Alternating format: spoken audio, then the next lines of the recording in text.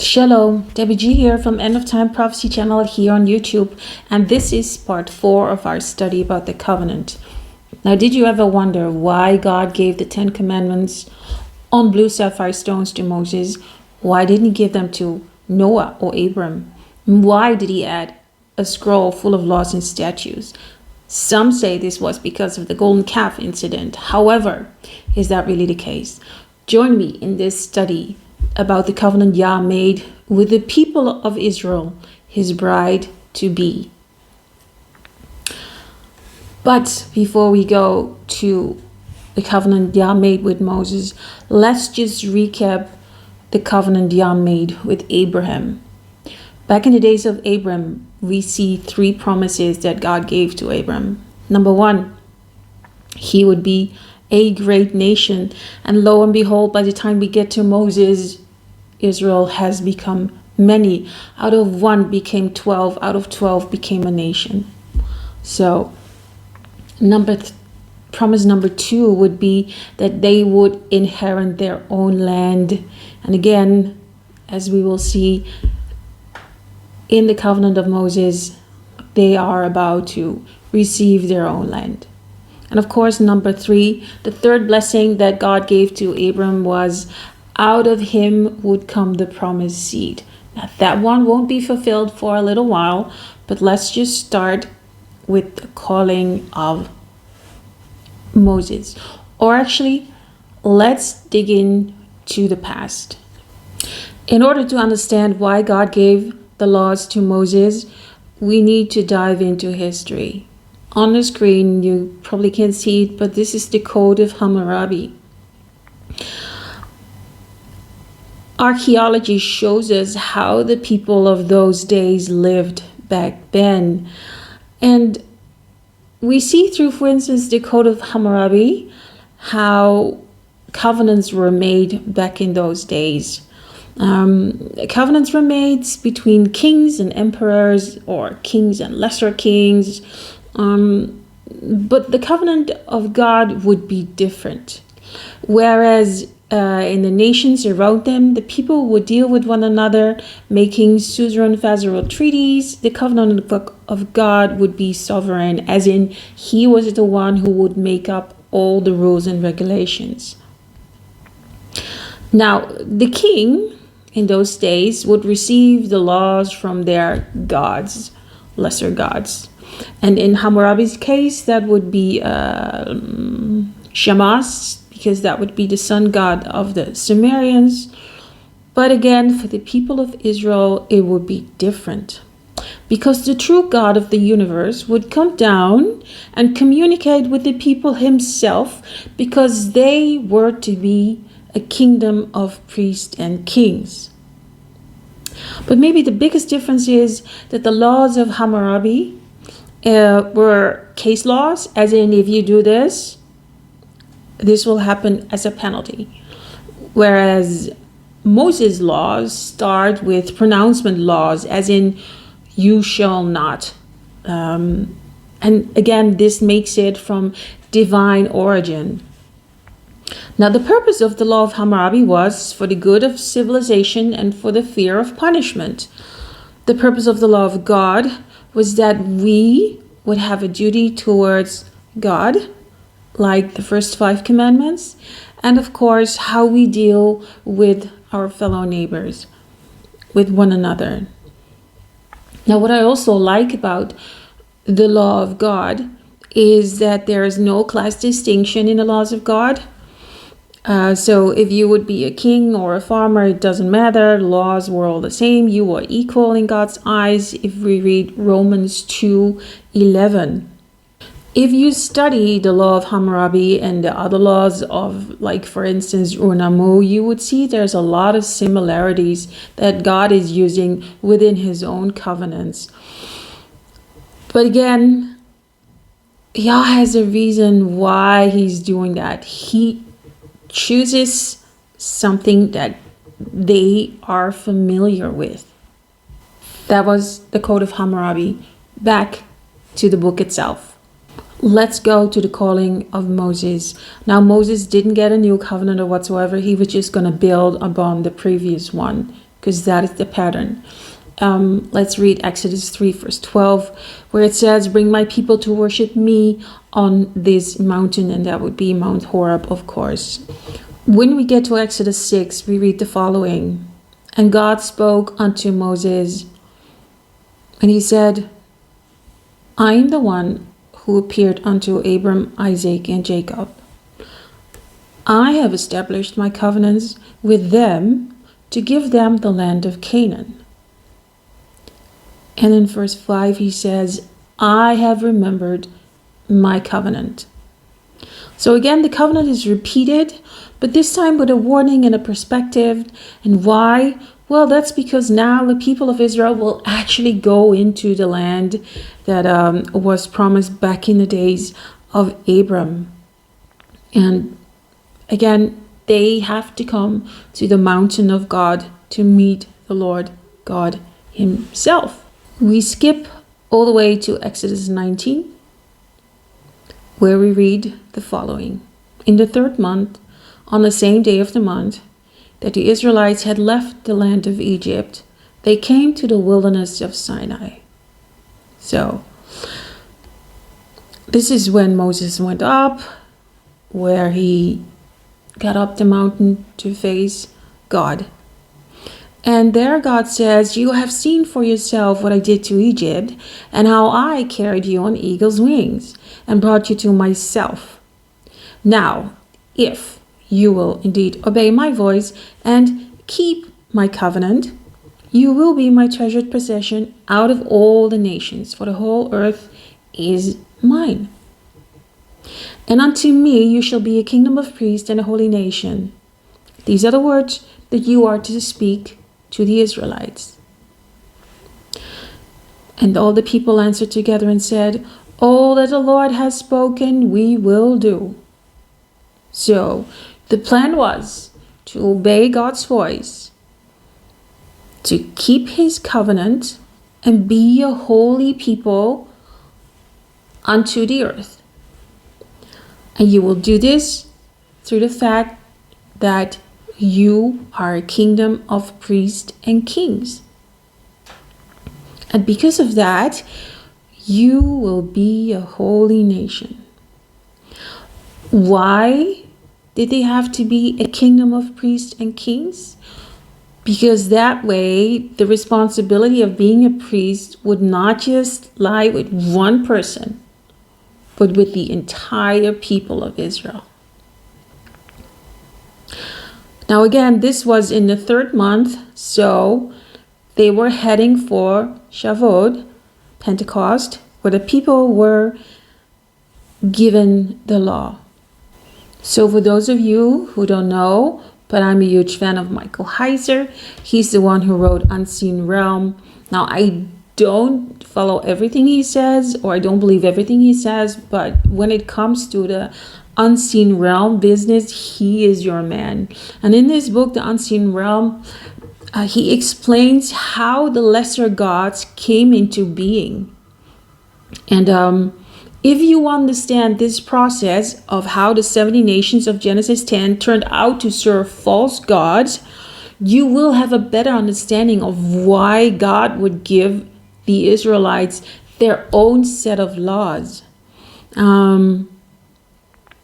He says, Exodus 19 is about how Israel is supposed to be a mediator, a collective mediator, or in the people individually, to the rest of their nations.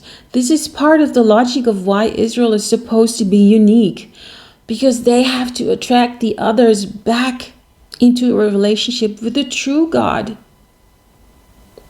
So this whole complex, when Abram is called Abraham and Sarah have a child when she is past childbearing age, that's intentional on God's part, because he's going to supernaturally raise up a population to be his own people.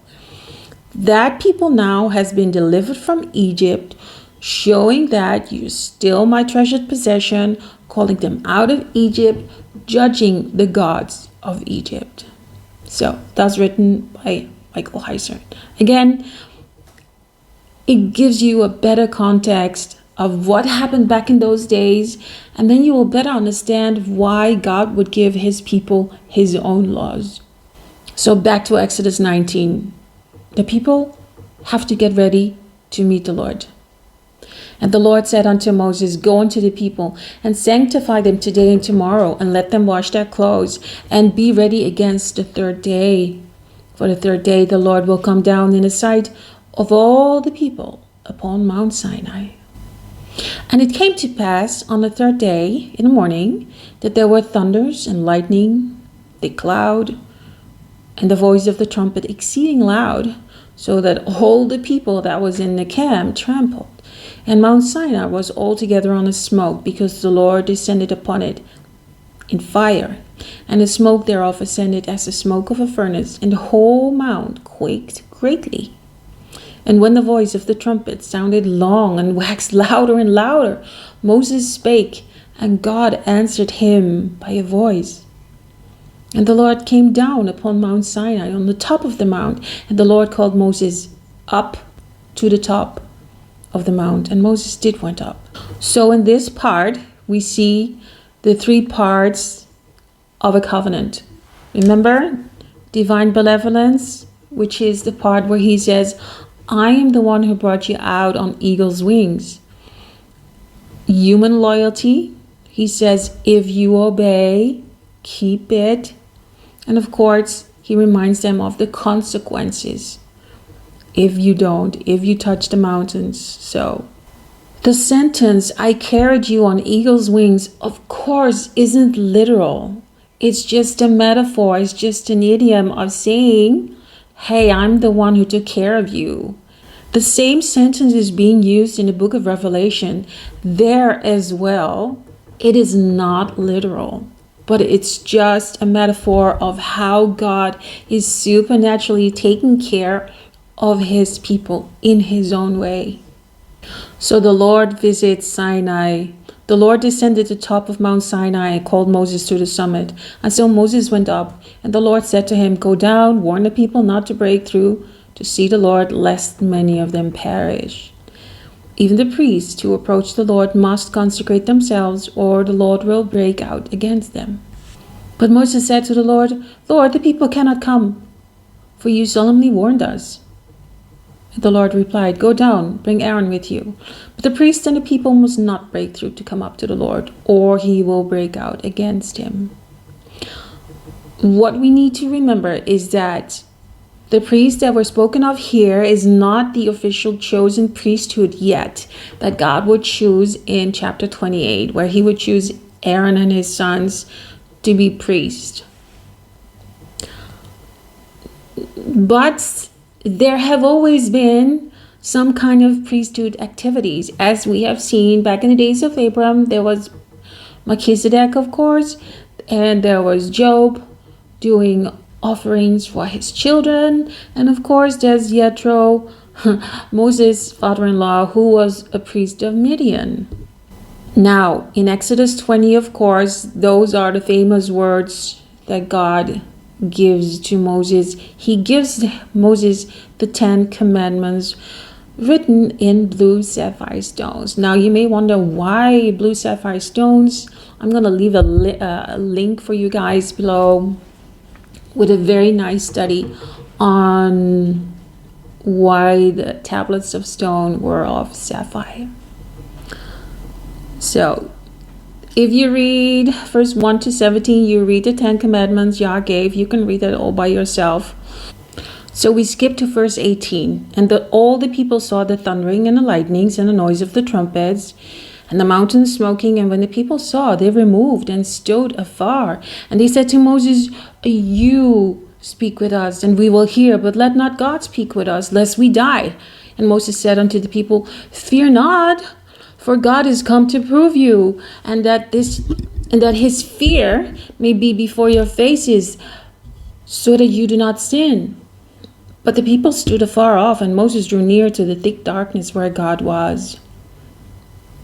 If you notice, this is the first time in the Bible, in the Old Testament, that God actually is coming down. That is after the fall, because back in Eden, of course, Yah was living on earth with Adam and Eve. So this is the first time after the fall that Yah is coming down. And this time it comes with thunder, lightning, smoke, and clouds. As of now, whenever you would see the Lord coming down, this would be the elements that he will use showing himself. These same elements we see in 1 Thessalonians 4 when Yeshua comes back to this earth to gather his elect. So finally, when we get to chapter 24 of Exodus, we see that a covenant is confirmed. And Moses came and told the people all the words of the Lord and all the judgments. And all the people answered with one voice and said, all the words which the Lord has said we will do. And Moses wrote all the words of the Lord and rose up early in the morning and builded an altar under the hill and 12 pillars according to the 12 tribes of Israel. And he took the book of the covenant and read in the audience of the people. And they said, all that the Lord has said we will do and be obedient. And Moses took the blood, sprinkled it on the people, and said, behold, the blood of the covenant, which the Lord had made with you concerning all these words. So there you go. There is the covenant sealed with Yah and his people. Then went up Moses and Aaron, Nadab and Abihu, and 70 of the elders of Israel. And they saw the God of Israel, and under his feet was a work like a pavement made of sapphire. Do you see the sapphire? As clear as the sky itself. But God did not lay his hand on the nobles of Israel. They saw him and they ate and drank. This awesome thing of the 70 elders and Moses and Aaron and his sons being able to have a meal with the Creator is beyond words, of course. But this eating and drinking with God will happen again at the marriage supper of the Lamb when we get to the end of the book, Revelation 19. Once we are in heaven, where we will spend 1,000 years, we will have supper again with Yeshua and the Father himself. How awesome is that? So, after the covenant meal, Yah calls Moses up to the mountain to receive the 2 tablets and more information about building the tabernacle, the priestly garments for Aaron, because now Aaron is officially chosen to be the high priest. Now, back in the previous trips of Exodus 29 to 23, Moses was already given information how to deal with Hebrew servants, personal injuries, and all of the other laws, Sabbath laws, feast of the Lord, etc. But now he was to receive even more. Now, I believe that it was Moses to be the high priest because God called Moses to deliver his people and be a mediator. But again, we know the story. Moses got scared and God got upset. And therefore he says, okay, I will bring you Aaron to be your mouth. But okay, that's my opinion. In Exodus 25 until 31, we see more of the laws that were given to the people of Israel. And again, that was necessary because they were about to be given their own land. And you cannot live in a land without rules and laws. Now I want to share with you the dictionary of the Old Testament because what they write is very important. It says the context for the giving of the Decalogue is a religious one, as God provides a covenant and in some sense a founding charter for the people delivered out of Egypt. Penalties need to be stated and enforced when laws are broken if those laws are to be functionally effective. There you go.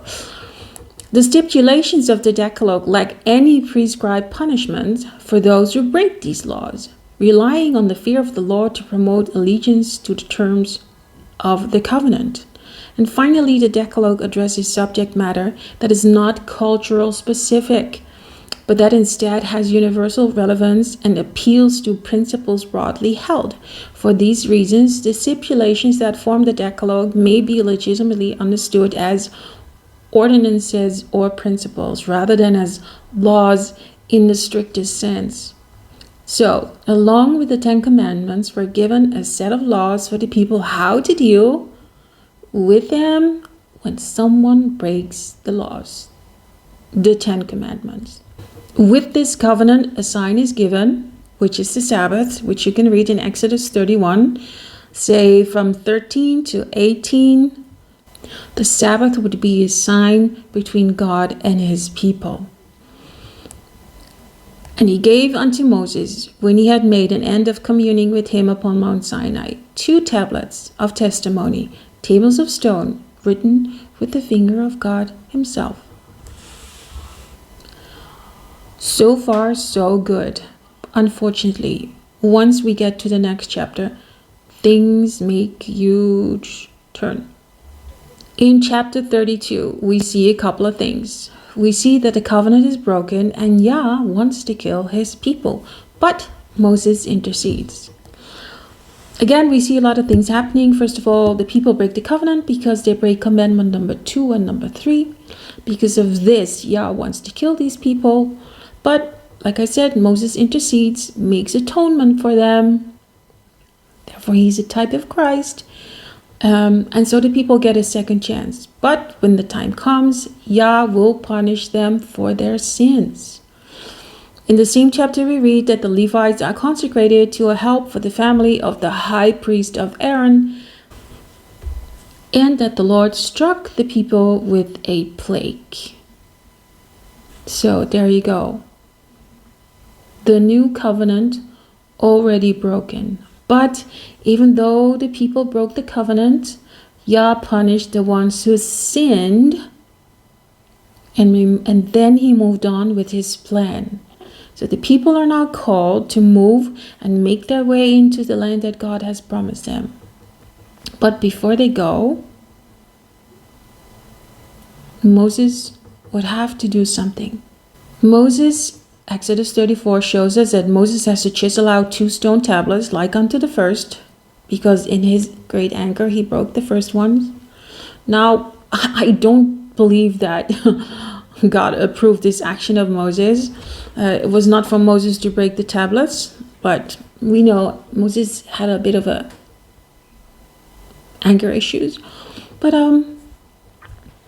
so that's why he need to chisel out 2 more stones. When receiving the second set of Yah, he repeats the covenant. And somehow, if you read Deuteronomy 5, and you compare these 10 commandments, with the 10 commandments written in Exodus 20, there is a little difference. Something is added after the breaking of the covenant, after the golden calf incident. Because back in Exodus 20, you see the 4th commandment to remember the Sabbath by keeping it holy. And back in Exodus 20, it says, verse 11, for in 6 days the Lord made the heavens and the earth. And that's why you have to remember it. In Deuteronomy 5, that part is left out. That part is gone. You read, and remember that thou wast a servant in the land of Egypt, and that the Lord thy God brought thee out thence through a mighty hand and by a stretched out arm. Therefore the Lord thy God commanded thee to keep the Sabbath day. So again, if anything was added because of the golden calf incident, it's this. The change of the 4th commandment for the people of Israel. However, ultimately, the first set of commandments given in Exodus 20, I do believe those are the ones we should keep as mankind. Because ultimately, when you read the book of Revelation, you will recognize the people of God by the 2 character traits, which is they keep the commandments and have the testimony of Yeshua. And if you read Revelation 14, the 3 angels, one of the first angel says that you need to give glory and honor to the one who created heaven and earth. So therefore, I do believe that Exodus 20 is what we as mankind are supposed to keep. So as we continue on the journey with Moses, we see that he receives more information on certain laws. We see the rest of the book of Exodus given more laws, statutes. Of course, we see the book of Leviticus and Numbers with more laws and how to deal with sacred space. And again, this scroll was not given because the people sinned with the golden calf, because we already read in Exodus 32, verses 33 and 35, how they were punished. But again, the giving of the law and decrees was because they were about to receive their own land. This is why we so often read, when you come into the land, and also because they lived in the ancient Near East, they were given their own new laws and regulations to show that they serve the true God. And at the end of Moses' life, we read that the book of the law, which is the book of the covenant, is now finished. And it must be put next to the Ark of the Covenant. And we know, because of Deuteronomy 31, that the book of the covenant is in the house of God. So, with the divine universal 10 commandments inside the ark and the scroll, which is the book of the law or the book of the covenant, next to the ark, as a witness against the people, when they would break one of the 10, Israel was now ready to become a nation of their own. Now, some say again, the book of the law and the book of the covenant are two different books. But if you read scripture, you will see that these terms are being used interchangeably. Just look at 2 Kings 28 verse 8 and 2 Kings 23, where the writer first calls it the book of the law, but then he calls it the book of the covenant. Same thing for 2 Chronicles 34:14, where it reads the book of the law, but then in verse 30 it reads the book of the covenant. So again, same book, different terms. The final witness for that is in Hebrews 9, where Paul describes everything that's in the tabernacle, of course, and then he calls it the book of the law.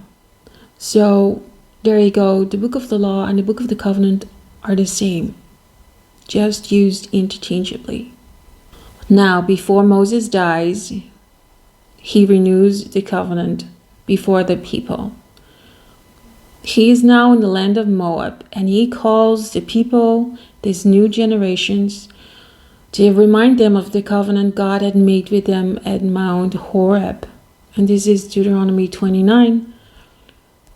I just read the last verses where it says, I am making this covenant and this oath not only with you, but also with those who are standing here with us today in the presence of the Lord our God, as well as with those who are not here today. With other words, it's for the entire people that will come. People of Israel. After that, Moses dies and Joshua continues. He is the one chosen to lead the people into the promised land. But also, when Joshua is old, before he dies, he also renews the covenant before the people. This is Joshua 24, where he reviews Israel's history. Verse 1. Then Joshua assembled all the tribes of Israel at Shechem, and he summoned the elders, the leaders, the judges, and the officers of Israel, and they presented themselves before God. And Joshua said to all the people, This is what the Lord, the God of Israel, says. Long ago, your fathers, including Terah, the father of Abram and Nahor, lived beyond the Euphrates and worshipped other gods.